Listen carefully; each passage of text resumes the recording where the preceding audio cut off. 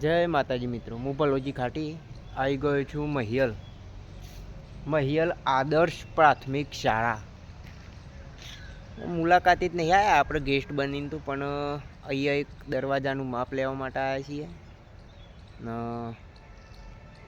અહીં આવ્યો તો મને એવું લાગ્યું કે અહીંયા કોઈક ગેસ્ટ આવે, કોઈક મોટો સાહેબ આવે, મોટો અધિકારી આવે ને એમને સરસ ગમે એવું લોકેશન બનાવ્યું. મને બી બહુ ગમ્યું. હું તમને બી બતાવું, તમે કોમેન્ટ કરજો કે આ લોકેશન કેવું લાગે. આમ આખું અલગ લાગે. તેલના ડબ્બાનું કર્યું હો.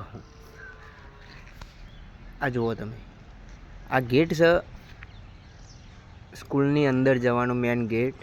બોર્ડ માર્યું હોય. લોકેશન તમે જુઓ કે તેલના ડબ્બામાંથી સુંદર સજાવટ કરી છે, ચિત્ર દોરીને. અને એવું નહીં કે એક જ બાજુ કરી છે, બંને સાઈડ.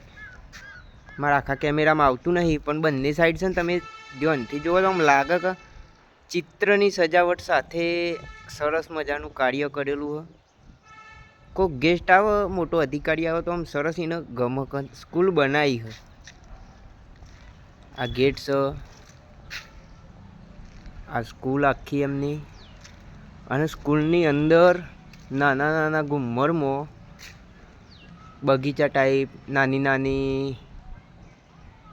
વેલાવાળી વસ્તુઓ વાયેલી. આપણો નોમ આવડતું નહીં કઈ વસ્તુનું શું કહેવાય નોમ, અને એ બી જ્યાં તાન મોટું થઈ જશે કે આ જારીને મસ્ત સજાવટ, આખી જારીની સજાવટ એવી બની જાય ને, ખૂબ સરસ બની જાય એમ. અને અહીંયા આપણો ભારતની પ્રતિજ્ઞા આપણે બધા નાનપણમાં બોલ્યા હશું કે ભાઈ ભારત મારો દેશ છે, બધા ભારતીયો મારા ભાઈ બહેન છે. હું મારા દેશને ચાહું છું અને તેના સમૃદ્ધ અને વૈવિધ્યપૂર્ણ વારસાનો મને ગર્વ છે. હું સદાય તેને લાયક બનવા પ્રયત્ન કરીશ. હું મારા માતા પિતા, શિક્ષકો અને વડીલો પ્રત્યે આદર રાખીશ અને દરેક જન સાથે સભ્યતાથી વર્તીશ. હું મારા દેશ અને બંધવોને મારી પ્રતિષ્ઠા આપું છું. તેમના કલ્યાણ અને સમૃદ્ધિમાં જ મારું સુખ રહ્યું છે. આપણે બધાએ સ્કૂલમાં બોલ્યા હશું, એ પછી કોઈ દિવસ આ પ્રતિજ્ઞા કોઈ બોલતું નથી. કારણ કે આમાં એક લીટી એવી આવે છે કે જે બધા ભારતીયો મારા ભાઈ બહેન છે.